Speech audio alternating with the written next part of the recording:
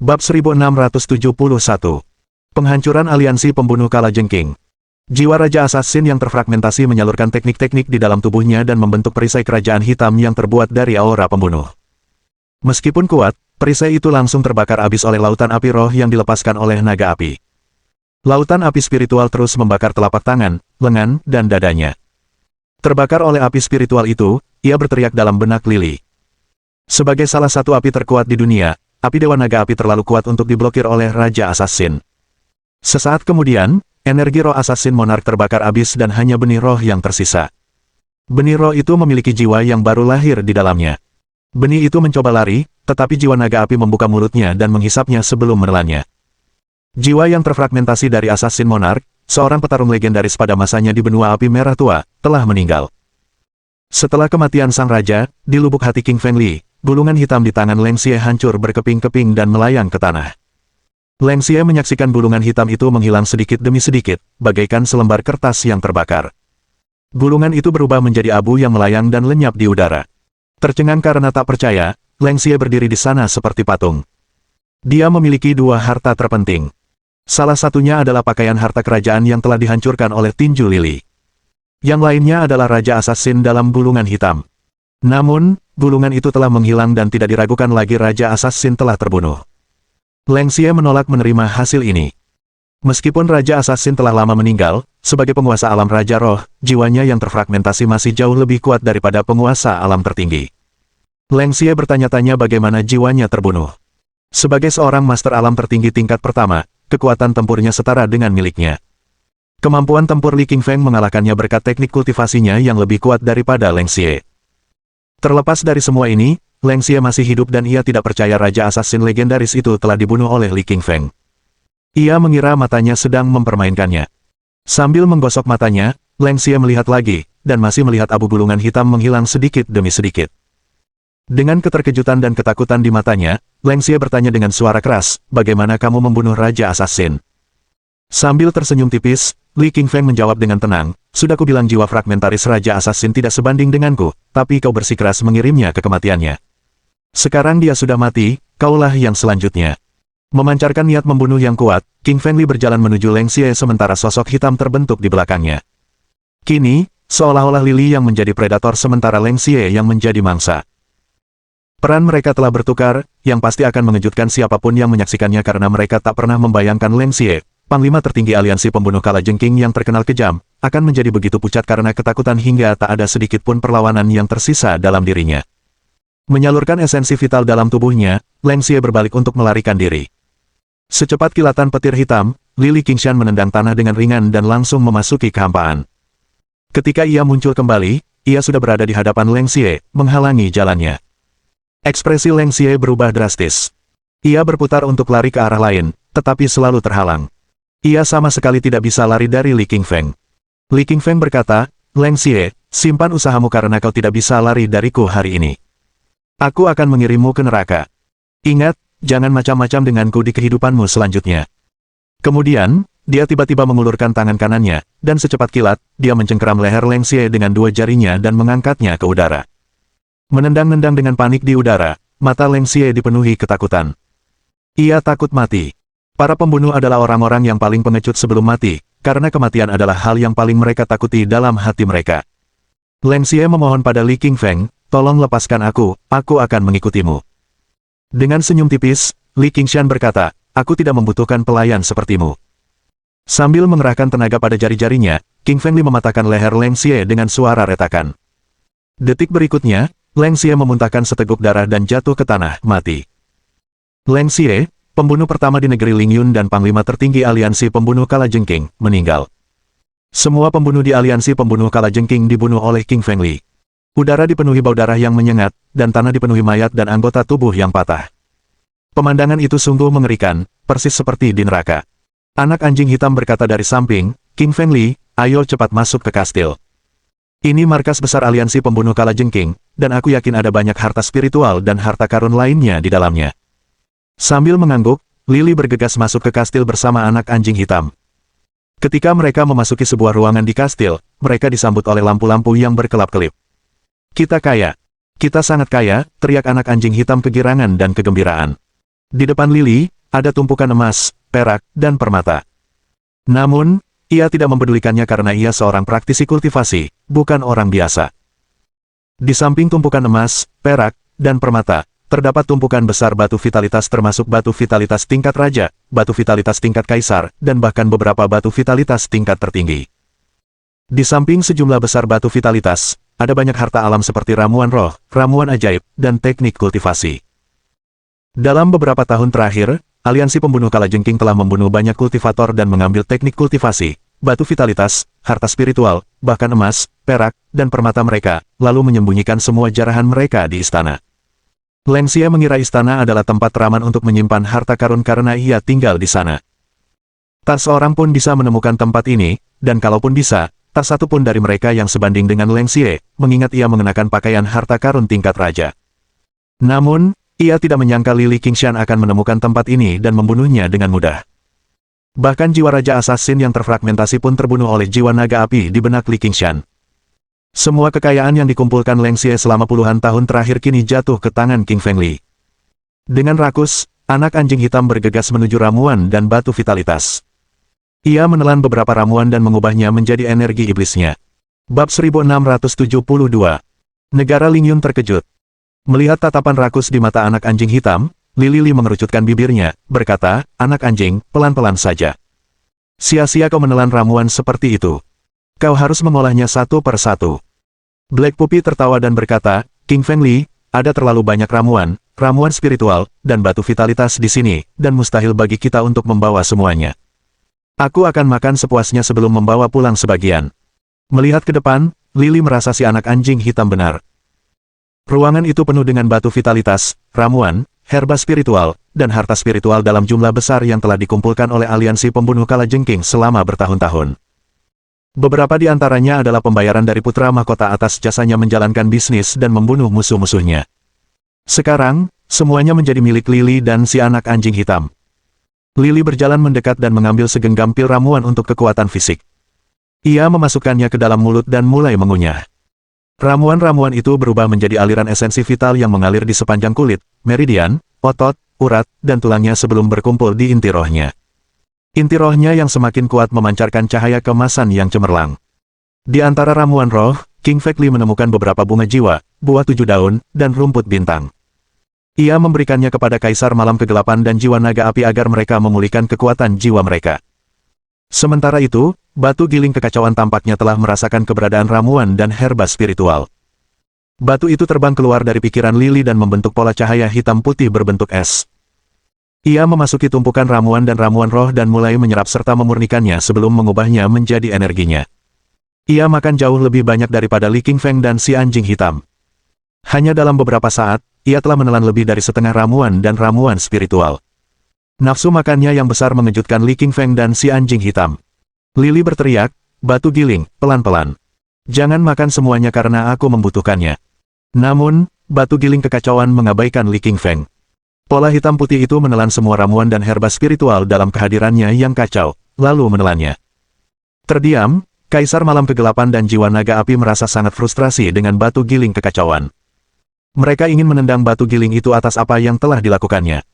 Namun mengingat kekuatan besar batu kilangan sebagai harta karun kekacauan, mereka harus menahan amarah mereka karena mereka hanyalah jiwa dan tidak sebanding dengan batu kilang kekacauan. Anak anjing hitam melolong marah, "Ramuan rohku. Pil eliksirku. Batu gilingan sialan, kau benar-benar memakan semua ramuan roh dan eliksir itu." Mendengar keluhan Black Puppy, Chaos Millstone seolah mengerti sesuatu. Batu itu berbalik dan membentuk seberkas cahaya hitam putih. Secepat kilat, sinar itu menghantam anak anjing hitam dengan ganas dan membuatnya terpental. Anak anjing itu menghantam dinding dengan keras sebelum jatuh ke tanah. Ia memuntahkan seteguk darah. Ekspresi Black Puppy berubah, dan secerca ketakutan melintas di matanya. Ia tidak berani mengeluh lagi tentang Chaos Millstone, karena tahu itu adalah harta karun Chaos yang telah digunakan oleh Gupan. Meskipun Black Puppy merupakan anjing pertama atau anjing leluhur di bumi, ia jelas bukan tandingan Gupan, orang yang memisahkan langit dari bumi. Secerca keterkejutan muncul di mata Li Qingfeng. Ia tak menyangka batu giling kekacauan akan sekuat itu. Ia mengaktifkan energi spiritualnya dan membentuk benang tanda spiritual yang mengarahkan batu giling kekacauan kembali ke kedalaman pikirannya. Dia tidak ingin anak anjing itu menyerang Black Puppy lagi karena anak anjing itu adalah teman baiknya dan dia tidak ingin melihatnya terluka parah oleh Chaos Millstone. Setelah batu giling itu menghilang, anak anjing hitam menghampiri Lily dan berkata, "Sialan.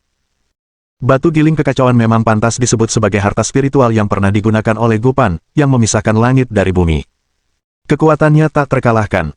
Li Qingfeng mengangguk dengan penyesalan.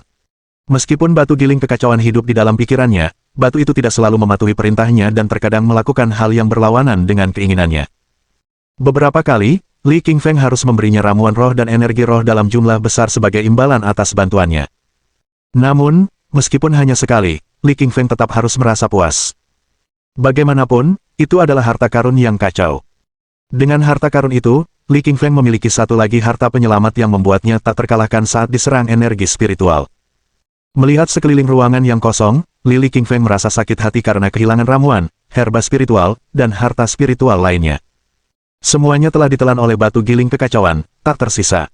Mesin makan yang besar sekali. Bahkan tidak menyisakan apapun untukku.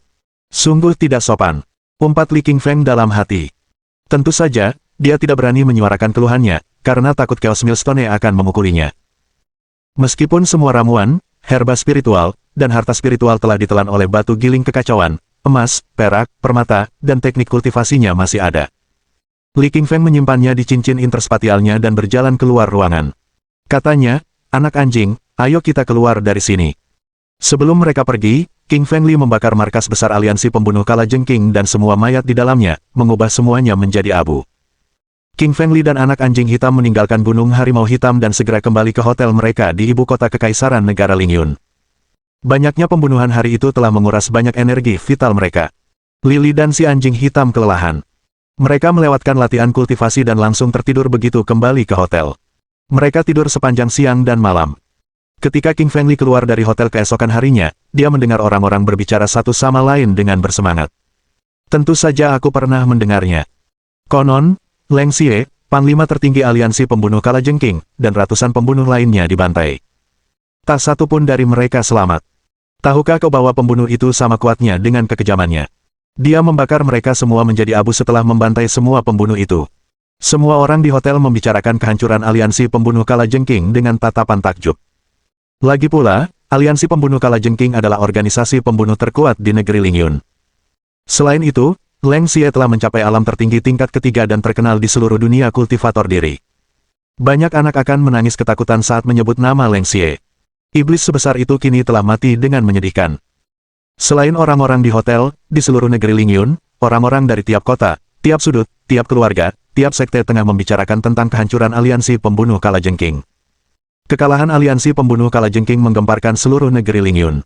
Bab 1673 Kerinduan Suelin.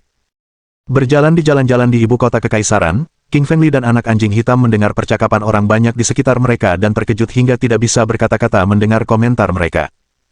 Sebab dalam pembicaraan para kultivator itu, mereka berdua dicap sebagai iblis yang tidak saja membantai aliansi pembunuh kalajengking tetapi juga mengubah mereka menjadi abu. Anak anjing hitam mengerucutkan bibirnya dan berkata dengan suara rendah, "Orang-orang bodoh yang membudidayakan diri sendiri ini. Mereka diburu oleh para pembunuh dari aliansi pembunuh kalajengking dan sekarang mereka menjelek-jelekkan kita setelah kita membalas dendam." Namun, Li Qingfeng tersenyum tipis dan berkata, "Tidakkah kau lihat bahwa mereka yang menjelek-jelekkan kita bukanlah praktisi biasa, melainkan pengikut?" Black Puppy tampak bingung, tidak tahu apa itu retainer. Li Qingfeng menjelaskan, para pengikut pada dasarnya adalah para jalang dari kekuatan super, seperti para pengikut sekte. Mereka memiliki logo awan di pakaian mereka, yang pernah kulihat di jubah putra mahkota. Mereka semua adalah pengikut putra mahkota. Anak anjing hitam mengangguk dengan tiba-tiba mengerti sejak mendengar King Feng Li mengatakan bahwa aliansi pembunuh kalajengking adalah pasukan rahasia putra mahkota. Sekarang setelah pasukan rahasianya hancur, putra mahkota tentu saja membenci orang yang melakukannya dan itulah sebabnya dia memerintahkan pengikutnya untuk menyebarkan rumor bahwa King Feng Li adalah seorang iblis. Anak anjing hitam berkata dengan suara rendah, "King Feng Li, kurasa putra mahkota pasti sedang marah dan memuntahkan darah sekarang." King Feng Li mengangguk setuju, berpikir sangat mungkin putra mahkota memuntahkan darah. Sementara itu di istananya, putra mahkota sedang duduk di kursi malas yang empuk. Wajahnya pucat pasi dengan mata penuh amarah, ia tampak seperti harimau yang sedang marah. Di tanah di hadapannya terdapat genangan darah yang baru saja dimuntahkannya. Saat memikirkan bahwa pasukan rahasianya, aliansi pembunuh Kalajengking, telah tercabut. Tangan kanan putra mahkota bergetar sedikit karena marah. Berdiri di hadapannya seorang pria parubaya berpakaian abu-abu bertopeng Kalajengking. Ia berasal dari salah satu pasukan rahasia putra mahkota, Sekte Lima Racun. Sekte Lima Racun merupakan sekte terkuat yang mengkhususkan diri dalam penggunaan racun, tetapi hanya sedikit orang yang tahu bahwa mereka adalah pengikut putra mahkota. Pria parubaya bertopeng kelabang berkata kepada putra mahkota, "Yang mulia, semua orang di aliansi pembunuh Kalajengking telah tewas dan tubuh mereka dibakar menjadi abu. Batu vitalitas, ramuan, herba spiritual, emas, perak, dan permata mereka semuanya telah diambil. Tidak ada yang tersisa." Menyembur. Mendengar laporan pria parubaya bertopeng Kalajengking itu, putra mahkota kembali memuntahkan seteguk darah, membuat tanah semakin merah. Wajahnya pucat pasi. Sambil menarik napas dalam-dalam, putra mahkota memegang dadanya dengan tangan kanan, berkata, "Kau selidiki untukku dan temukan orang yang bertanggung jawab atas kehancuran aliansi pembunuh Kalajengking. Aku akan mengubahnya menjadi abu." Pria parubaya bertopeng Kalajengking itu mengangguk dan pamit pergi. Pada saat ini, King Fengli dan anak anjing hitam sedang berjalan di jalan di ibu kota kekaisaran. Tujuan mereka adalah apotek ramuan planet. King Fengli bermaksud menukar emas, perak, dan permata itu dengan sekotak ramuan atau ramuan ajaib karena dia tidak tertarik dan tidak membutuhkan barang-barang itu. Gonggong, gonggong, gonggong. Tiba-tiba, anak anjing hitam menggonggong kegirangan dan berlari ke sebuah restoran. Li King Feng terdiam. Ia berniat membawa anak anjing hitam ke apotek ramuan planet, tetapi anak anjing itu malah berlari ke restoran. Apa ia lapar? Li King Feng mengikuti si anak anjing hitam ke dalam restoran, berniat untuk menegurnya. Kemudian, ia mencium aroma yang kuat dan familiar. Anak anjing hitam mengarahkan cakarnya ke mangkuk seorang pemakan, sambil berkata, "King Fengli, mereka sedang makan mie roh." Li mengangguk. Ia melihat para praktisi kultivasi diri sedang makan mie yang dibuat dengan energi spiritual. Mie tersebut tampak lembut dan tipis, memancarkan kilau yang memikat dan aroma yang menggoda. Setelah datang ke benua api merah, King Fengli menemukan bahwa nasi dan mie di sini semuanya dibuat dengan ramuan roh. Dengan makanan ini, para kultivator dapat meningkatkan kekuatannya, membuang semua kotoran dalam tubuh, dan memurnikan kulit, otot, urat, tulang, serta organ dalamnya. Anak anjing hitam berkata di sampingnya, "Mie roh itu mengingatkanku pada mie yang dibuat Suelin untukku di bumi. Itu favoritku." Mendengar kata-kata anak anjing hitam, Li membeku karena ia juga teringat istrinya, Suelin. Tiba-tiba, ia diliputi rasa rindu yang meluap-luap. "Suelin, kamu di mana? Dan bagaimana kabarmu?" Li King Feng bergumam pada dirinya sendiri. Melihat kerumunan yang sedang makan mie, ia terhanyut dalam kenangan. Tanda hubung. Sementara itu, di Sekte Es Gelap. Sekte Es Gelap merupakan sekte tertinggi yang kuat dan menikmati reputasi besar di seluruh benua api merah. Sekte Es Gelap telah melahirkan banyak penguasa alam tertinggi yang memukau seluruh benua. Di zaman kuno, sekte ini bahkan memiliki seorang penguasa alam Raja Roh. Namun, setelah penguasa alam Raja Roh menghilang secara misterius, sekte tersebut telah merosot menjadi sekte tertinggi. Salju menutupi alun-alun raksasa Sekte Es Gelap karena seluruh sekte tinggal di gunung salju yang besar. Banyak murid berkultivasi di alun-alun yang tertutup salju. Di alun-alun, beberapa murid duduk bersila menyerap energi gaya es dari alam, sementara yang lain berlatih melancarkan serangan dengan telapak tangan, tinju, kaki, pedang, atau golok. Kebanyakan dari mereka berlatih teknik kultivasi gaya es. Suelin tidak sedang berkultivasi. Ia berdiri di tebing, menatap langit yang jauh, tenggelam dalam pikirannya. Seperti serpihan salju kristal, wajah menawannya dan kulit seputih salju tampak lebih cerah dan menakjubkan. Namun, tanpa Lili di sisinya, senyumnya lenyap, wajahnya tampak dingin dan jauh. Banyak murid tidak berani mendekatinya. Hari ini, Suelin mengenakan gaun putih. Berdiri di dunia salju dan es, ia tampak seperti roh yang cantik. Beberapa malam terakhir ini ia tidak bisa tidur. Ia sering memimpikannya Lili dan dipenuhi kerinduan, bertanya-tanya di mana Lili sekarang. Dia tahu dia harus mengerahkan seluruh tenaganya untuk berkultivasi. Itulah satu-satunya hal yang bisa membantunya keluar dari Sekte Es Gelap untuk mencari Li King Feng. Suelin mengeluarkan manik anti air seukuran telur. Ia menggenggam manik kristal itu dan menggosoknya dengan penuh kasih. Itu adalah hadiah pernikahan dari Li King Feng, dan ia membawanya dengan penuh perhatian. Melihat manik itu, ia semakin merindukan Li King Feng. Tak jauh darinya berdiri seorang pemuda tampan berbaju putih.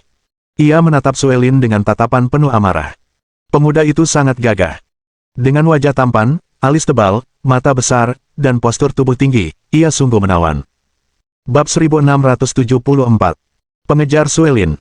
Suelin sedang memegang manik anti air di tangannya. Telapak tangannya yang putih berkilau meraba-raba, dan ia memikirkan King Fengli.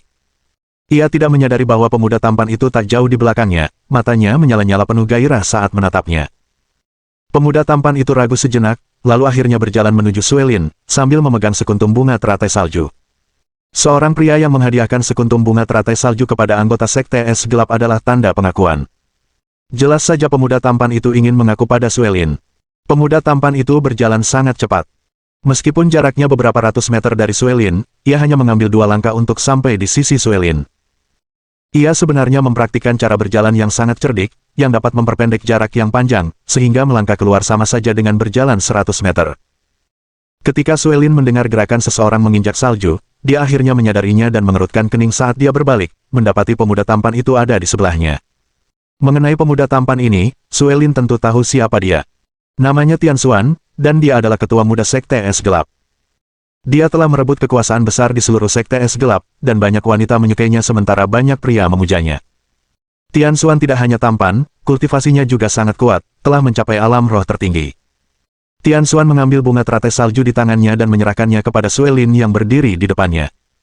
Ia berkata, ini adalah teratai salju tingkat tertinggi yang kupetik sendiri untukmu. Suelin mengerutkan kening, matanya menunjukkan sedikit ketidakpuasan saat dia berkata dengan dingin, aku tidak menyukainya. Suelin sudah lama berada di Sekte Es Gelap. Ia tentu tahu arti bunga teratai salju, yang merupakan pengakuan cinta seorang pria kepada seorang wanita. Tentu saja, ia tidak akan menerimanya. Mungkin di mata orang lain, Tian Xuan sangat tampan, kuat, cakap, dan memiliki status yang sangat tinggi. Ia juga tercatat sebagai salah satu dari 10 jenius teratas di benua api merah. Namun, Suelin sama sekali tidak menyukainya. Hanya ada satu orang di benak Suelin, yaitu Li Qingfeng. Selain dia, tidak ada orang lain. Tak jauh dari Suelin dan Tian Xuan, banyak murid Sekte Es Gelap berkumpul. Awalnya, mereka ingin menyaksikan pengakuan Tian Xuan, berpikir Suelin pasti akan setuju. Melihat Suelin menolaknya, mereka tercengang, mata mereka dipenuhi rasa tidak percaya. Apa yang kulihat?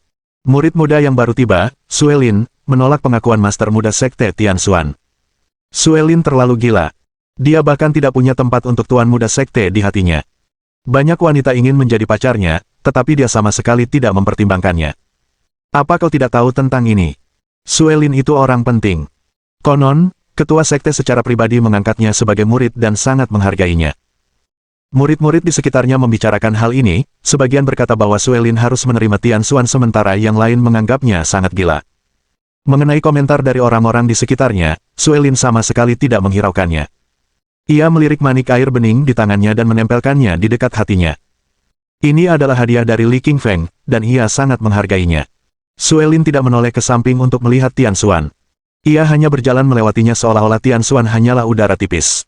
Wajah Tian Xuan berubah pucat, wajahnya yang tampan tampak agak tidak alami. Ia tidak menyangka akan ditolak oleh Suelin, dan Suelin sama sekali tidak tertarik padanya, dilihat dari sikapnya. Tian Xuan tidak mengerti. Dia memiliki penampilan yang mengesankan, cukup tampan, dan statusnya sebagai master muda Sekte Es Gelap. Tian Xuan adalah seorang master alam tertinggi yang sangat kuat, dikenal sebagai salah satu dari 10 jenius muda terbaik di benua api merah. Saking kuatnya, mengapa Suelin mengabaikannya? Tian Xuan tidak menerima kegagalannya, ia merasa kesal. Ia bersumpah untuk mengejar Suelin nanti agar ia mau menjadi kekasihnya. Semakin Suelin menolaknya, semakin Xuan Tian ingin mengejarnya. Suelin kembali ke ruang latihannya, lalu duduk bersila dan mulai berlatih mantra abadi Phoenix. Energi vital tipe es dari alam langit dan bumi muncul dari udara.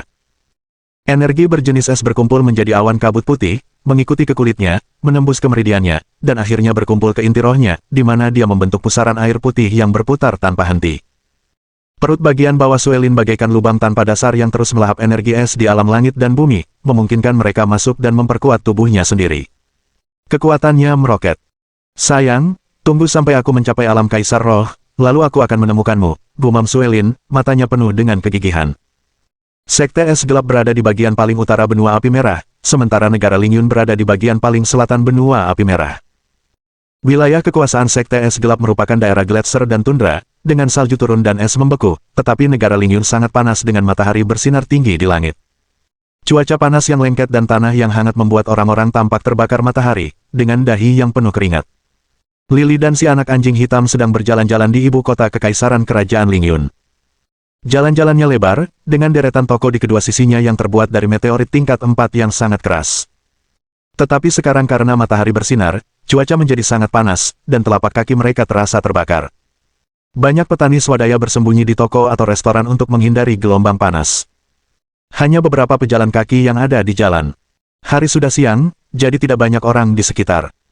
Lili Yang Lifeng mampu menahan panas karena ia telah berlatih tubuh api penyucian fana dan api emas berada di dalam tubuhnya. Anak anjing hitam dan dirinya berjalan sangat cepat dan tiba di apotek eliksir planet dalam waktu singkat. Tidak terlalu banyak orang di toko itu karena mereka juga merasa agak panas. Pelayan muda itu melihat Lili berjalan mendekat, jadi ia menoleh dengan hormat dan berkata, "Halo, Tuan. Apapun yang Anda butuhkan, saya akan menyiapkannya." Lili tersenyum tipis dan bertanya, "Apakah Lugu ada di sini? Aku ingin bertemu dengannya." Pelayan muda itu mengangguk dan berkata, "Silakan ikuti saya. Tuan Lugu bilang begitu Anda tiba, saya harus segera mengantar Anda menemuinya." Di bawah bimbingan pelayan muda, Lili dan si anak anjing hitam tiba di kamar Lugu tak lama kemudian. Ruangan itu adalah bengkel mewah berukuran kecil, hanya sekitar 20 kaki persegi. Meskipun kecil, isinya sangat lengkap. Di dalamnya terdapat tungku eliksir hitam besar. Di samping tungku eliksir, terdapat banyak herba dan beberapa eliksir. Namun, sebagian besar eliksir tersebut rusak selama proses pemurnian. Beberapa eliksir retak, beberapa meledak, beberapa terbelah, dan beberapa hancur. Singkatnya, tidak ada yang utuh. Rambut Lugu berantakan, seluruh tubuhnya compang camping selama proses pemurnian ramuan ini. Rupanya, terjadi ledakan, sehingga wajahnya berdebu dan pakaiannya terbakar. Untungnya, kekuatannya telah mencapai tingkat tertinggi, jadi dia tidak terluka. Jika orang yang menyempurnakan pil ini adalah praktisi kultivasi lain, orang tersebut pasti akan terluka parah atau bahkan tidak akan selamat. Dia sedang menguji pil tingkat tertinggi. Bab 1675. Alkemis tingkat tertinggi. Melihat King Feng Li masuk, mata Lugu menunjukkan sedikit kegembiraan, namun juga sedikit malu. Lugu senang karena sudah 2 hari ia tidak bertemu dengan Li King Feng, ia mencoba mencarinya tetapi tidak berhasil. Ia ingin bertanya kepada Li King Feng tentang pemurnian pil, tetapi ia malu karena percobaannya membuat pil tingkat tertinggi telah gagal, dan prosesnya pun disaksikan oleh Li King Feng juga. King Feng bertanya, "Lugu, apa yang terjadi padamu? Kenapa kau terluka karena ledakan?" Wajah Lugu sedikit berubah, ekspresi canggungnya menghilang saat dia menjelaskan, "Aku ingin memurnikan pil tingkat tertinggi, tetapi tidak berhasil." Lili bertanya, "Pil tingkat tertinggi apa yang ingin kau buat? Katakan padaku, mungkin aku bisa memberimu saran." Lugu berkata, "Pil tingkat tertinggi yang sedang aku coba buat diberi nama pil es tertinggi." Mendengar nama pil es tertinggi, Lili merenung sejenak dan berkata, "Katakan padaku, bagaimana kau bisa gagal memurnikan pil ini?" Lugu berkata dengan malu, "Ketika saya mencoba memurnikan pil es tertinggi, saya menambahkan air es gelap, tetapi saya tidak menyangka itu akan membuatnya meledak. Itu di luar dugaan saya. Secara logika, air es gelap termasuk dalam sifat dingin, yang seharusnya tidak bisa meledak." Lili mengangguk. Ia tahu bahwa dalam benak kebanyakan orang, air es yang gelap identik dengan sifat air. Air seharusnya tidak meledak, hanya api yang bisa meledak. Namun, pada kenyataannya, tidak ada yang mutlak. Ketika air bertemu dengan suhu yang sangat rendah atau berbenturan dengan herba roh lainnya, reaksi kimia hebat dapat terjadi dan menyebabkan ledakan. Hal ini disebut sebagai perubahan kuantitatif dalam pemurnian. King Feng memutuskan untuk mendalami seni alkimia orang suci di dalam benaknya. Ada pengantar tentang air es gelap, di mana air es gelap akan menyebabkan ledakan ketika bertemu dengan 3 zat. Ketiga zat tersebut masing-masing adalah rumput bintang 7, krisan, dan daun bauhinia. Lili berjalan ke sisi Lugu, mengambil potongan-potongan ramuan di tanah, dan meletakkannya di dekat hidungnya. Mengendusnya, ia dengan cepat mengenali ramuan apa saja yang terkandung di dalamnya. Ramuan tingkat tertinggi ini mengandung air es hitam, daun bauhinia. Kata King Feng sambil tersenyum tipis pada Lugu yang ada di sebelahnya. "Apakah kamu mencampur daun bauhinia ke dalam air es yang gelap?" tanya Li King Feng. Lugu mengangguk dan berkata, "Ya, daun bauhinia dapat menurunkan suhu air es yang gelap, sehingga ramuannya menjadi lebih kuat dan stabil."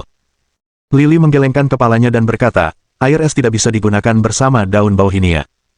Keduanya akan saling bertentangan karena komponen dasarnya tidak kompatibel." Mata Lugu menunjukkan sedikit keraguan, dan ia berkata, "Kalau keduanya tidak bisa digunakan bersama, apa yang harus kita ganti?"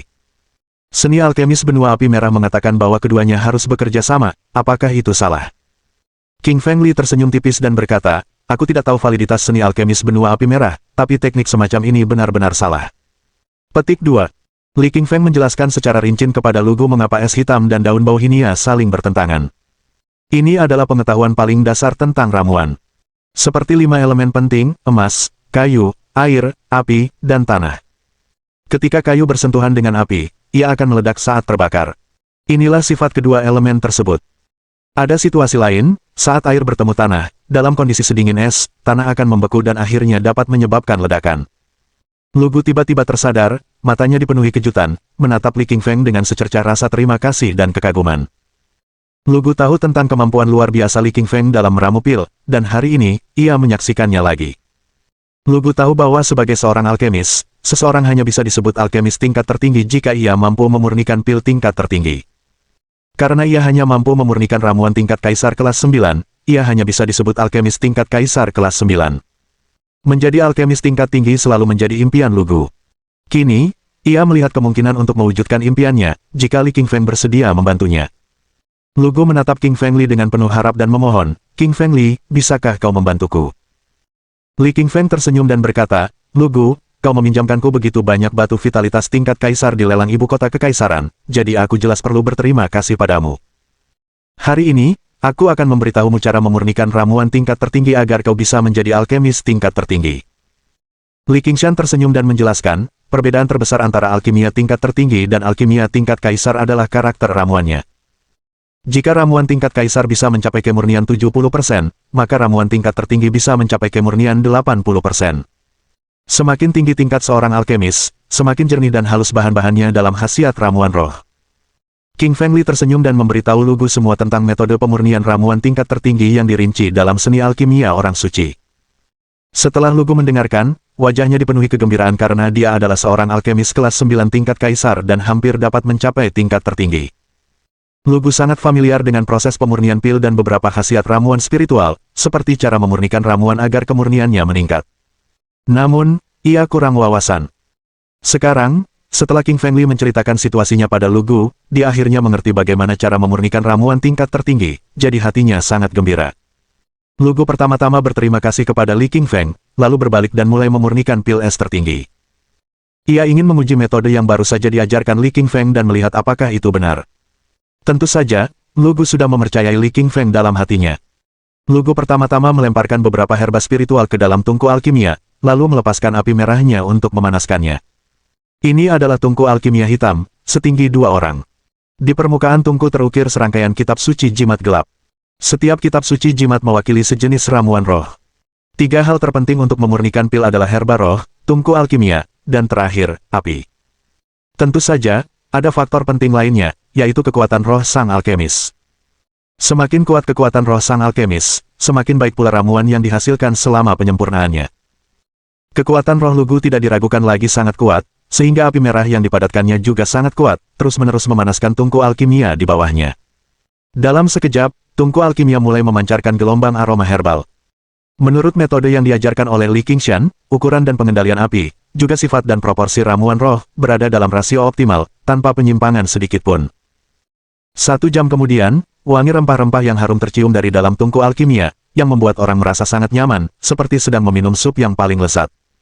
Lugu buru-buru membuka tungku alkimia dan meraihnya untuk mengambil sebuah eliksir hijau. Eliksir itu tidak besar, hanya seukuran ibu jari, tetapi dikelilingi oleh kitab suci jimat hijau. Bab 1676. Master Sekte dari Sekte 5 Racun. Tulisan jimat pada pil itu sangat kuat, memancarkan aura tingkat tertinggi, menandakan bahwa pil itu juga berada pada tingkat tertinggi. Lugu secara resmi menjadi alkemis tingkat tertinggi pada saat ini, dan dia juga satu-satunya alkemis tingkat tertinggi di ibu kota kekaisaran. Setelah membuat ramuan tingkat tertinggi ini, ia merasa sangat bahagia. Ia menjadi satu-satunya alkemis tingkat tertinggi di seluruh ibu kota kekaisaran. Mulai sekarang, peringkatnya di Paviliun Planet akan naik. Paviliun Planet adalah kekuatan terbesar di benua api merah dalam memurnikan ramuan. Ada banyak alkemis di dalam Paviliun Planet, masing-masing sangat kuat. Meskipun Lugu kuat di negara Lingyun, ia bahkan tidak terdaftar dalam peringkat Paviliun Planet. Lugu bergegas ke depan Li Qingfeng, lalu membungkuk dalam-dalam dan berkata dengan penuh rasa terima kasih, "Li Qingfeng, terima kasih. Bantuanmu telah membuatku menjadi alkemis tingkat tinggi." Li Lifeng tertegun sejenak, lalu dengan cepat mengulurkan tangannya untuk mengangkat Lugu dan berkata, "Kita berteman, jangan beri aku hadiah sebesar itu." Kau meminjamkanku begitu banyak batu vitalitas tingkat kaisar saat pelelangan di ibu kota kekaisaran, jadi sudah menjadi tanggung jawabku untuk membantumu.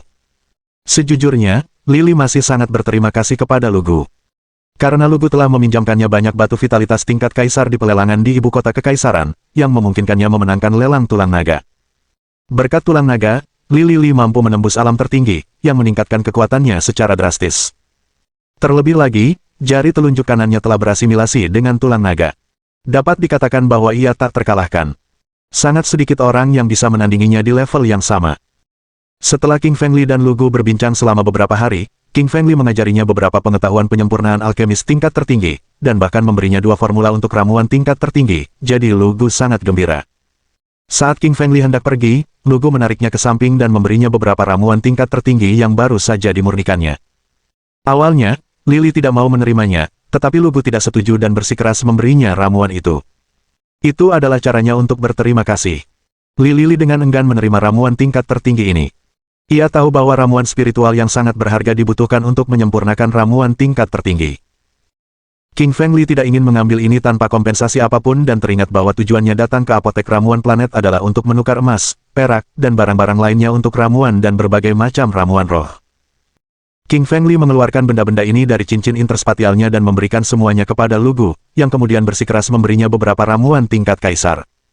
King Fengli pergi bersama anak anjing hitam dan bersiap mencari Liang. Lily memutuskan untuk memberikan beberapa ramuan tingkat kaisar kepada Liang, yang akan memungkinkannya untuk menerobos dengan cepat.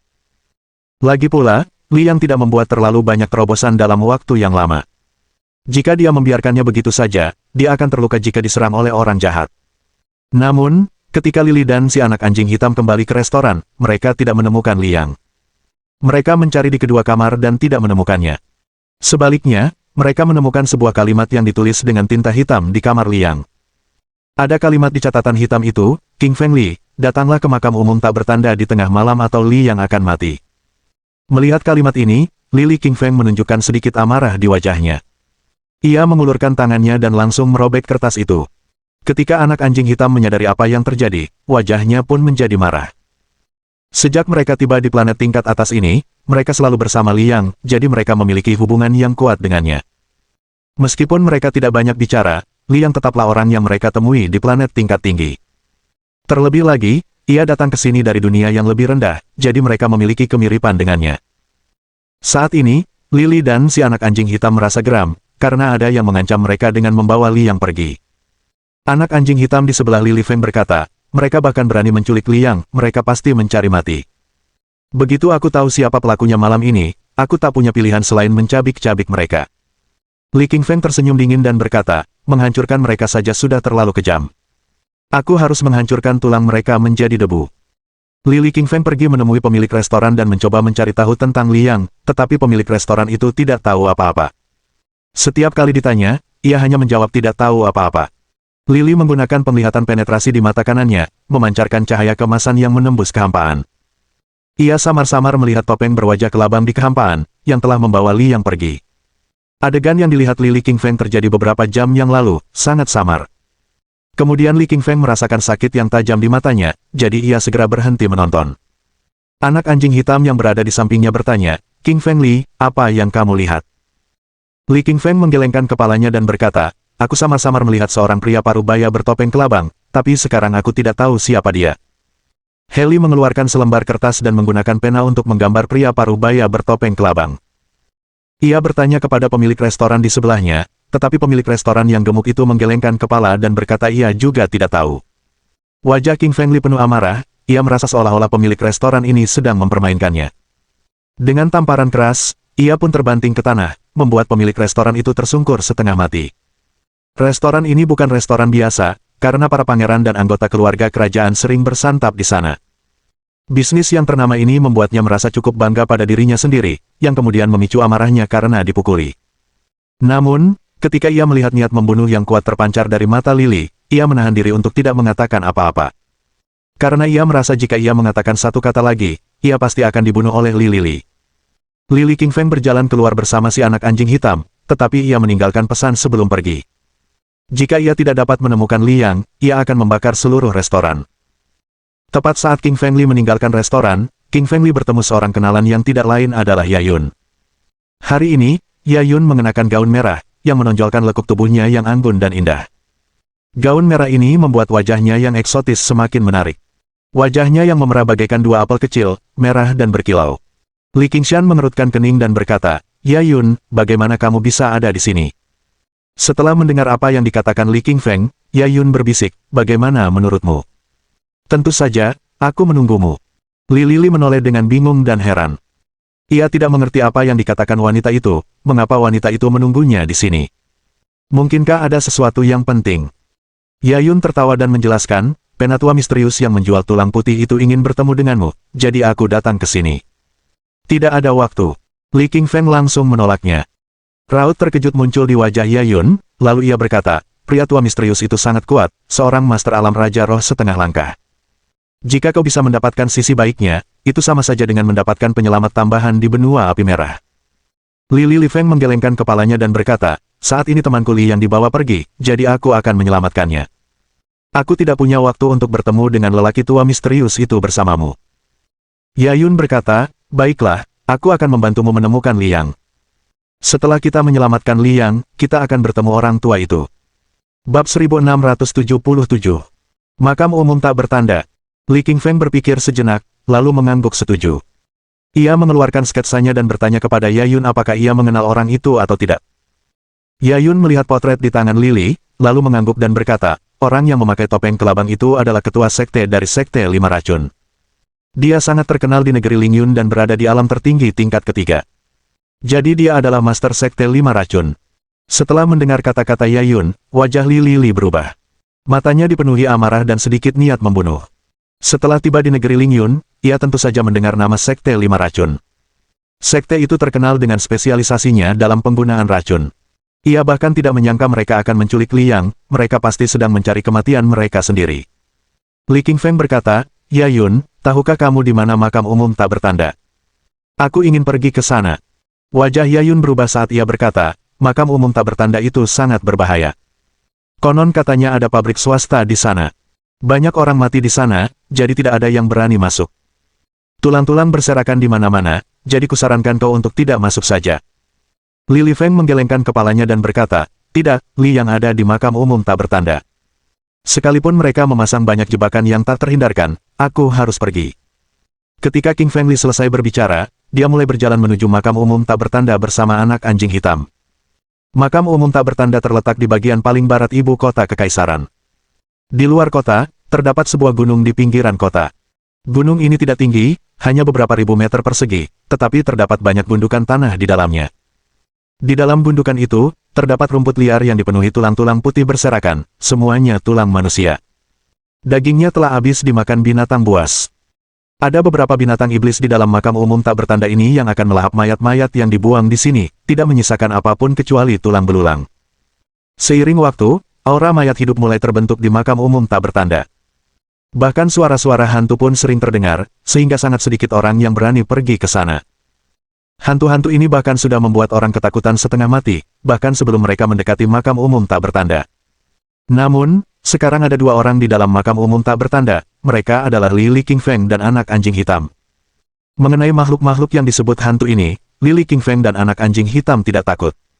Li Qingfeng memiliki banyak harta karun, termasuk api emas dan mutiara petir, yang merupakan kutukan bagi para mayat hidup. Li Qingfeng akan membunuh mereka tanpa ampun jika mereka berani mendekati kelompoknya. Lili mendongak dan menemukan bahwa di depan makam umum tak bertanda, terdapat tumpukan tulang yang tak terhitung jumlahnya. Ada tulang manusia, tulang binatang iblis, dan tulang-tulang yang tidak diketahui asalnya. Totalnya, ada setidaknya 10.000 tulang, dan beberapa tampak seperti dijatuhkan dari ketinggian lebih dari 10 meter. Pemakaman ini sungguh pemandangan yang mengerikan. Li Qingfeng melangkah 2 langkah dengan santai dan menginjak sepotong tulang, mematahkannya. Di antara tulang-tulang itu, terdengar jeritan melengking samar-samar. Kedengarannya seperti jiwa tak berdosa yang mati dan tak mau bergerak. Lili tiba-tiba mengerutkan kening karena melihat sepasang mata hijau berkilau di antara tumpukan tulang. Sepasang mata haus darah ini tampak dingin dan ganas. Sebuah bayangan putih muncul, tiba-tiba memancarkan cahaya hijau dan melesat ke arah Li Qingfeng. Kukunya berwarna gelap, panjangnya puluhan sentimeter, rambutnya berkilau, dan ia menjulurkan lidahnya yang panjang. Ternyata itu adalah hantu yang ganas. Li Qingfeng tersenyum dingin dan berkata dengan marah, kamu mencari kematian. Lily tiba-tiba mengaktifkan pedang kaisar api di tangannya, yang memancarkan energi pedang yang menyala-nyala. Pedang itu menghantam hantu putih itu dengan keras, membuatnya menjerit pilu. King Feng Li sekarang adalah penguasa alam tertinggi tingkat pertama, dan api di tubuhnya juga menjadi lebih kuat, jadi hantu itu tidak dapat menangkis serangan ini. Dalam sekejap mata, tubuh hantu itu hancur berkeping-keping oleh kobaran api yang membakar. Karena kematian hantu itu, mata hijau berkilau lainnya segera bersembunyi di dalam tulang-tulang, tak berani muncul. Namun, selalu ada beberapa hantu yang tidak takut mati. Ada hantu yang lebih kuat, yang tingginya 2 kali lipat dari hantu putih. Wajahnya hijau pucat bertaring, dan tubuhnya memancarkan napas dingin. Ini adalah Raja Hantu, atau Kaisar Hantu kelas 9, yang muncul di hadapan Lily. Ia sebenarnya sedang memegang pedang mayat hidup, yang diayunkan sang Raja Hantu dengan ganas ke arah Lily. Lily King Feng mengayunkan pedang kaisar api di tangannya, yang kemudian bertabrakan dengan golok mayat hidup. Terdengar suara benturan keras sebelum golok dan pedang itu terpisah. Ada sedikit kejutan di mata Li King Feng, karena ia menyadari pedang kaisar api di tangannya ternyata tidak mampu mematahkan golok mayat hidup. Ia mengerti bahwa itu karena golok mayat hidup juga merupakan harta spiritual kelas 9 tingkat kaisar, setingkat dengan pedang kaisar api miliknya. Wajah hantu bertaring itu semakin ganas saat menatap mata Li Qingshan yang dipenuhi niat membunuh dan cahaya yang tajam. Ia membuka mulutnya, lalu menghembuskan napas mayat hidup. Ini adalah napas hantu, yang akan mengirimkan rasa dingin yang menusuk ke dalam hati, melesat ke arah Li Qingshan. King Feng Li tersenyum saat dia tiba-tiba mengaktifkan api emasnya, yang muncul di antara 2 jari di tangan kanannya. Ketika King Feng Li melemparkannya ke depan dengan ganas, benda itu berubah menjadi aliran berwarna emas, yang langsung membakar aura mayat hidup di atasnya hingga lenyap. Kemudian, api emas kembali membakar tubuh hantu bertaring, yang membuatnya menjerit pilu. Akhirnya, terdengar suara ledakan saat tubuhnya berubah menjadi tumpukan abu dan menghilang ke udara. Kaisar hantu dari makam umum tak bertanda generasi ini telah meninggal. Ketika hantu-hantu kecil tak berdosa di sekitarnya melihat pemandangan ini, mereka melarikan diri dengan panik. Mereka tidak lagi berani mengepung atau menyerang Lily. King Feng Li terus memimpin anak anjing hitam maju, mereka tiba di tengah makam umum tak bertanda dan melihat Li yang diikat ke pilar di depan mereka. Tubuh Li yang diikat dengan tali spiritual khusus, sehingga tubuhnya tidak bisa bergerak. Wajahnya pucat, dan matanya penuh kecemasan. King Feng Li, jangan kemari. Ini sangat berbahaya, teriak Li yang pada King Feng agar dia segera pergi karena dia takut terjadi sesuatu padanya di sini. Lily melambaikan tangannya dan berkata, tenang saja, tidak masalah. Aku sudah membunuh Kaisar Hantu dan semua hantunya, aku akan menyelamatkanmu sebentar lagi. Li yang menggelengkan kepalanya dan berteriak keras, hantu-hantu ini dikendalikan oleh orang lain. Jangan mendekat, ada jebakan tingkat tinggi di sini. Akan sangat berbahaya begitu kau terjebak di dalamnya. King Feng Li tidak mempedulikan peringatan Li Yang, lalu melangkah maju, dan terus bergerak maju, melangkah langsung ke dalam perangkap. Jika ada harta spiritual atau jebakan lain di sini, Lily mungkin takut. Namun, jika hanya ada satu jebakan tingkat tertinggi, ia tidak akan takut. Siapakah Lily? Ia bukan hanya seorang master alam tertinggi tingkat pertama, tetapi juga seorang Grandmaster dalam pemurnian eliksir dan Grandmaster dalam formasi pertempuran. Tentu saja, ia yakin dapat menghancurkan formasi tingkat tertinggi. Ketika Lily memasuki formasi pertempuran tingkat tertinggi, tulang-tulang putih mulai terbentuk di sekelilingnya. Tulang-tulang putih itu berubah menjadi pagar berduri, menjebaknya di dalamnya. Bab 1678. Kertas Jimat Raja Racun. Lily menatap tulang-tulang putih di sampingnya tanpa rasa takut sedikitpun. Tulang-tulang putih itu membentuk susunan perangkap tingkat tinggi bernama susunan perangkap kerangka tertinggi, menjebak tubuhnya di dalamnya. Tulang-tulang putih ini adalah tulang-tulang para master yang telah meninggal, yang telah dipoles dan disusun ulang hingga membentuk berlian. Li King Feng berdiri di tengah, mencoba keluar dari segala arah, tetapi mendapati bahwa hal itu mustahil kecuali ia dapat menemukan kelemahan dari arai perangkap kerangka tertinggi. Untuk sementara, Li Qingshan tidak terburu-buru, karena dia ingin melihat siapa pemilik formasi di belakangnya, dan siapa orang yang menculik Li Yang. Hahaha, kau terjebak. Kau akan mati hari ini. Tawa menggema di lapangan, diikuti oleh seorang pria parubaya bertopeng kelabang yang berjalan keluar. Fisik pria parubaya itu tegap dan tinggi, tampak megah dan berotot.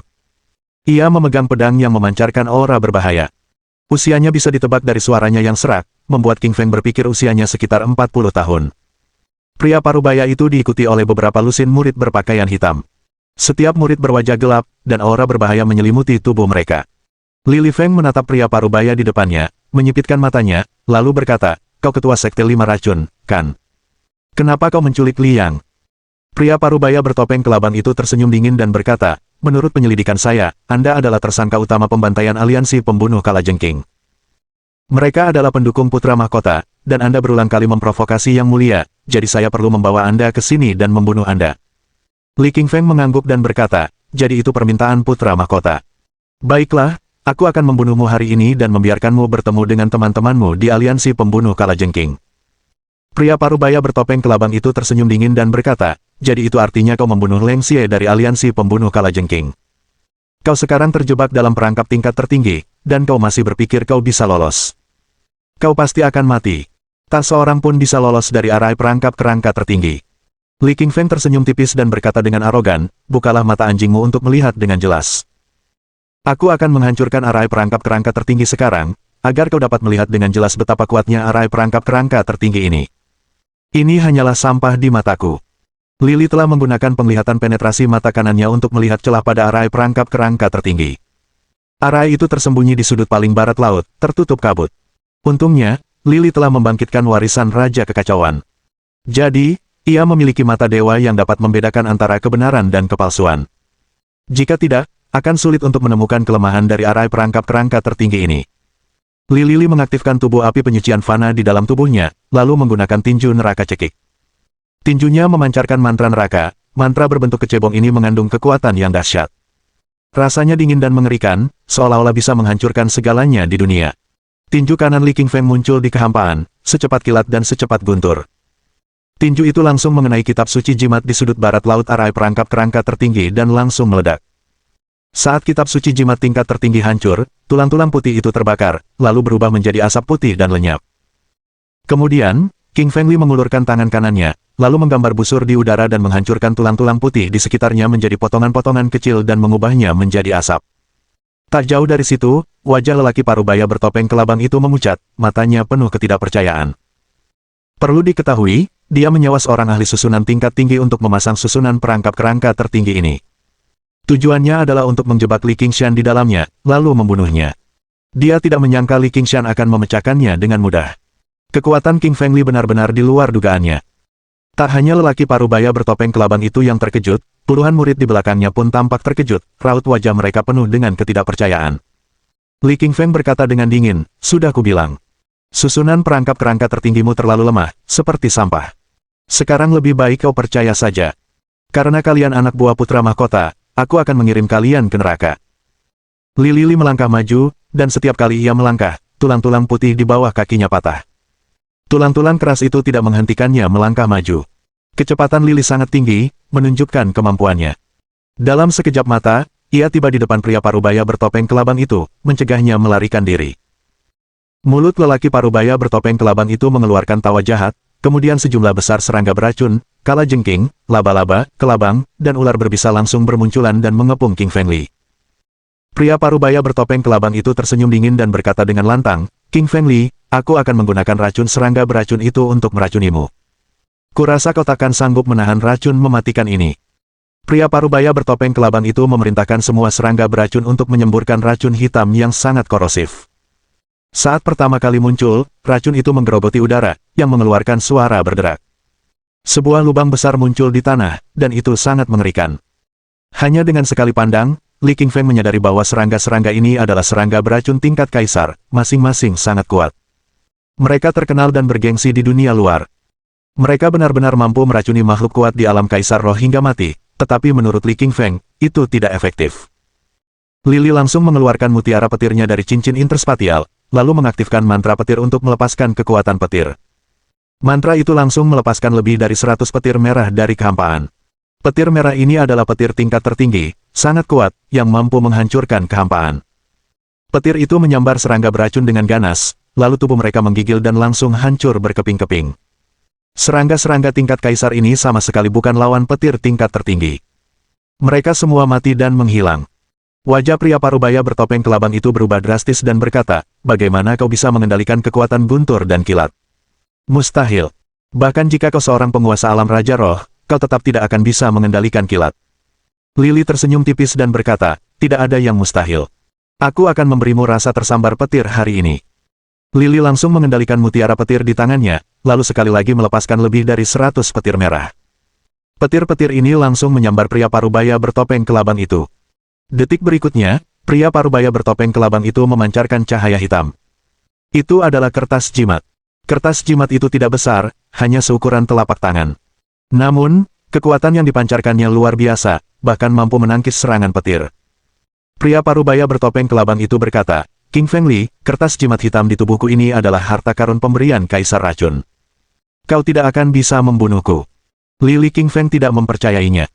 Sekali lagi, ia menyambar lebih dari 100 petir merah, tetapi semuanya terhalang oleh gas hitam yang dipancarkan dari kertas jimat hitam. Karena petirnya tidak berhasil, Li menyimpan mutiara petir. Sejujurnya, mutiara petirnya hanya level tertinggi. Di atas petir tingkat tertinggi, ada petir tingkat raja, petir tingkat suci, dan petir tingkat abadi.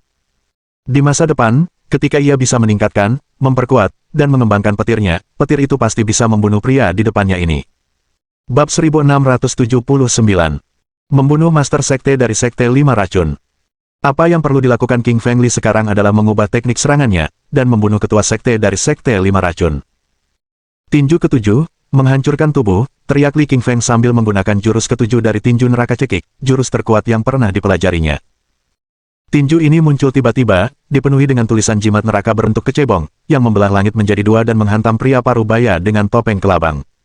Ledakan. Dengan suara keras, ketua sekte dari Sekte 5 Racun terlempar ke langit sebelum jatuh tersungkur ke tanah dan memuntahkan seteguk darah. Pakaiannya dan segel hitam yang dipegangnya retak, hampir terbelah dua.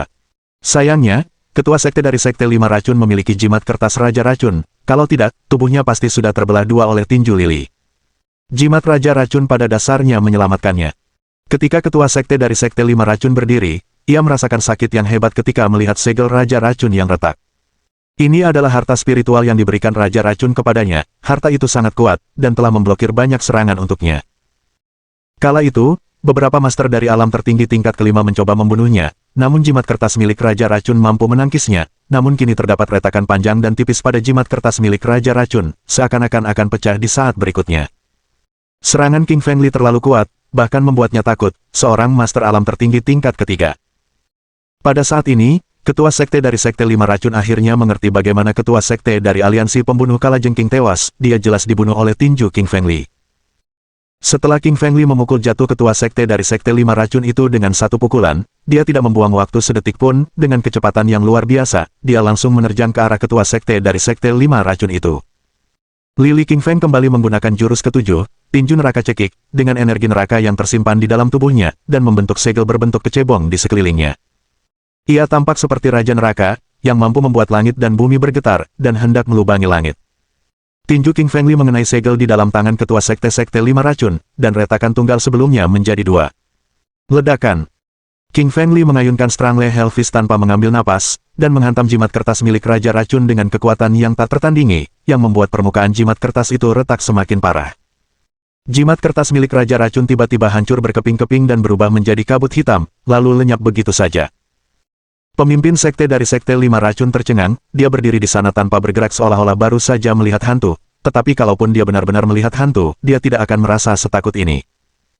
Ketua sekte dari Sekte 5 Racun kebingungan sejenak, tetapi kini dia benar-benar ketakutan, senjata terkuatnya adalah jimat kertas milik Raja Racun, tetapi kini jimat itu telah dihancurkan oleh tinjuan King Feng Li.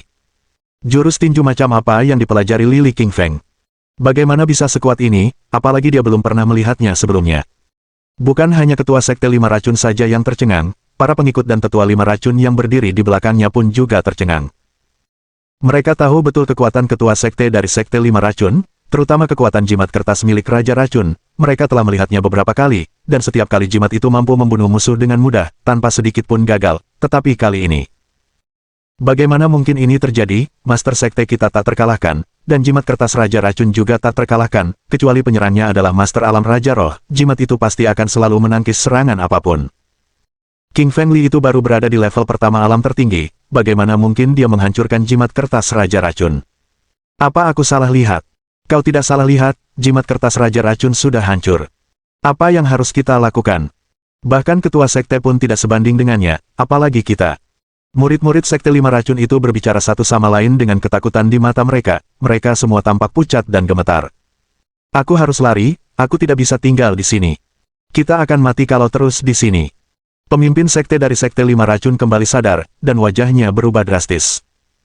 Master sekte dari Sekte Lima Racun tidak tahu apa itu, melarikan diri, sampai hari ini, tetapi dia sekarang tahu bahwa dia harus melarikan diri dari tempat ini, atau dia pasti akan mati.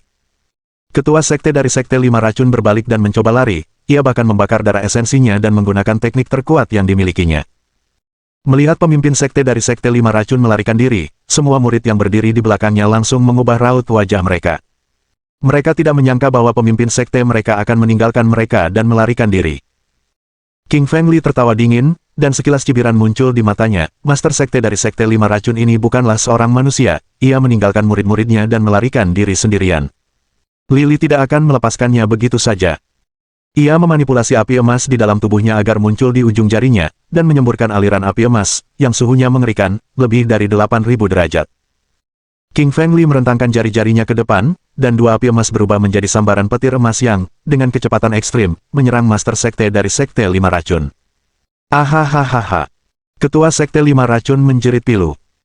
Api emas itu terlalu kuat, dengan suhunya yang sangat tinggi, api itu langsung melelehkan pakaiannya, membakar punggung, kulit, otot, tulang, dan organ-organnya. Seluruh tubuhnya terbakar. Ia merasa seolah jatuh ke lautan api dan menjerit kesakitan yang cukup untuk membangunkan dunia. Tak lama kemudian, pemimpin Sekte Lima Racun terbakar menjadi abu, tanpa meninggalkan apapun. Bahkan jiwanya pun terbakar habis oleh api kemasan. Api emas dianggap sebagai api suci di zaman kuno, dan menduduki peringkat sebagai salah satu dari 100 api terbaik di alam semesta.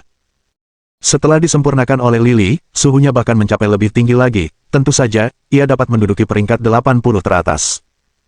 Ketua sekte dari Sekte Lima Racun jelas bukan tandingannya, dia bahkan tidak memiliki kesempatan untuk bereinkarnasi, yang membuat kematiannya semakin menyedihkan. Para pengikut Sekte Lima Racun semuanya tampak sangat ketakutan ketika mereka melihat bahwa guru sekte mereka dibunuh oleh King Feng Li dalam sekejap, dan mereka mencoba melarikan diri saat itu juga. Mereka berlari ke segala arah untuk mendapat kesempatan melarikan diri yang lebih baik. Anak anjing hitam menggerakkan cakarnya, dan berubah menjadi siluet hantu. Saking cepatnya, ia berhasil mengejar para murid Sekte Lima Racun itu dengan segera. Kemudian, ia mengayunkan cakar anjingnya dan mencabik-cabik mereka, darah menyembur keluar tanpa menyisakan mayat utuh. Bukan hanya pemimpin Sekte Lima Racun saja yang meninggal, semua pengikutnya juga meninggal, seluruh sekte hancur, dan berubah menjadi tumpukan tulang belulang. Lili Feng bahkan tidak melihat ke arah ketua Sekte Lima Racun yang telah meninggal, dan segera berjalan ke arah Liang. Ia kemudian mengulurkan tangan kanannya dan memotong tali spiritual di tubuhnya dengan satu tebasan, melepaskan Liang. King Feng Li menyadari Liang diracuni oleh ketua Sekte Lima Sekte Racun. Wajah King Feng Li berubah drastis, dan dia ingin membakar ketua sekte dari Sekte Lima Racun itu sekali lagi, tetapi ketua sekte itu sudah menjadi abu, jadi tidak ada cara baginya untuk menyiksa ketua sekte itu lebih lanjut. Bab 1680. Yang Mulia Putra Mahkota meludahkan darah. Lili mengalirkan api emas dari tubuhnya dan memindahkannya ke tubuh Liang, membersihkan racun di tubuhnya sepenuhnya dan membantunya pulih. Kemudian, ia menyuntikkan esensi vitalnya sendiri ke dalam tubuh Liang dan membantunya mengobati luka-lukanya. Dalam waktu singkat, wajah Liang menjadi berseri-seri, dan dia mampu berdiri. Terima kasih, kalau bukan karenamu hari ini, aku pasti sudah mati. Liang sedikit tersipu, dan berterima kasih kepada Li King Feng dengan tulus. Ia merasakan luapan rasa syukur yang mendalam. Li King Feng melambaikan tangannya dan berkata, ayo pergi, ayo kita tinggalkan tempat ini. Sebelum Lili, si anak anjing hitam, dan Li yang pergi, mereka menyalakan api lagi dan membakar seluruh makam umum tak bertanda, membakar mayat-mayat, atau lebih tepatnya tulang-tulangnya, menjadi abu. King Feng Li, Black Puppy, dan Li yang bergerak cepat, dan mereka tiba di penginapan dalam beberapa saat. Di dalam penginapan, Yayun sedang menunggu King Feng Li. Begitu melihat King Feng Li, Yayun berdiri dan menghampiri King Feng Li sambil tersenyum sambil sedikit menggoyangkan pinggang rampingnya. Yayun tersenyum dan berkata, aku tahu kau pasti akan kembali dengan selamat, tapi Master Sekte Lima Racun bukanlah tandinganmu. Yayun menatap King Feng Li, nadanya mengandung rasa kagum. King Feng Li berkata, mengapa kamu masih menungguku di sini, alih-alih kembali ke rumah lelang ibu kota kekaisaran? Yayun tersenyum, sudah kubilang, tetua misterius itu ingin bertemu denganmu. Li King Feng mengangguk. Sebelum pergi ke makam umum tak bertanda, ia berjanji kepada Yayun bahwa jika ia bisa kembali dengan selamat, mereka akan pergi menemui tetua misterius itu bersama-sama. Li Feng membalikkan badannya dan berkata kepada anak anjing hitam, anak anjing, kau tetap di sini dan lindungi Liang, jangan biarkan dia terluka lagi. Aku harus melakukan sesuatu dengan Yayun, dan aku akan kembali nanti. Anak anjing hitam mengangguk, dia sekarang sangat kuat, jadi tidak masalah baginya untuk melindungi Liang, kecuali Kaisar Ling Yun datang, yang merupakan satu-satunya alasan bagi anak anjing hitam untuk kalah. King Fengli dan Yayun naik kereta keluar dan pergi ke rumah lelang ibu kota kekaisaran. Kereta ini bukanlah kereta biasa. Kereta ini dibuat menggunakan kayu spiritual tingkat tinggi dan banyak sekali ukiran skrip jimat formasi pertahanan di atasnya. Mereka adalah susunan tingkat tertinggi, yang mampu memblokir serangan dari orang-orang di alam tertinggi. Kuda itu juga bukan kuda biasa, melainkan binatang tingkat tertinggi, dan sangat kuat. King Fengli duduk di dalam kereta, dan mencium aroma samar, aroma itu seperti dia baru saja memasuki kamar tidur seorang wanita. Tak perlu dikatakan lagi bahwa kereta ini biasanya hanya boleh dinaiki Yayun, orang luar tidak diperbolehkan menaikinya, dan King Fengli adalah orang pertama yang menaikinya. Seorang wanita parubaya sedang mengemudikan kereta. Ia menatap mata Li King Feng dengan sedikit terkejut, ia tidak mengerti apa yang sebenarnya dipikirkan pria itu, yang membuat nona muda begitu menghargainya, bahkan menawarinya untuk naik kereta. Kecepatan kereta itu sangat cepat, dan mereka tiba di rumah lelang ibu kota kekaisaran dalam beberapa saat. Ini adalah kedua kalinya King Fengli berada di rumah lelang ibu kota kekaisaran, tetapi dia masih terkesima dengan betapa hebatnya rumah lelang ibu kota kekaisaran itu. Rumah lelang ibu kota kekaisaran yang megah dibangun menggunakan batu meteorit, kaca kristal, batu bata dan ubin emas. Kemegahan rumah lelang ibu kota kekaisaran layak menjadi rumah lelang terbesar di negara Ling Yun, bahkan terkenal di wilayah selatan benua api merah. Selamat datang di rumah, Nyonya muda. Keempat penjaga di pintu masuk melihat Yayun dan membungkuk hormat. Yayun mengulurkan jari-jarinya yang ramping bak giok, membuka pintu, lalu berjalan turun. Posturnya yang ramping membuat semua orang di sekitarnya menatapnya dengan penuh hasrat. Dia melambaikan tangannya, mempersilakan keempat pengawal itu berdiri tegak, lalu dia berjalan memasuki rumah lelang ibu kota kekaisaran bersama dengan King Fengli. Melihat kejadian ini, semua orang di sekitarnya memasang ekspresi jengkel, iri, dan benci.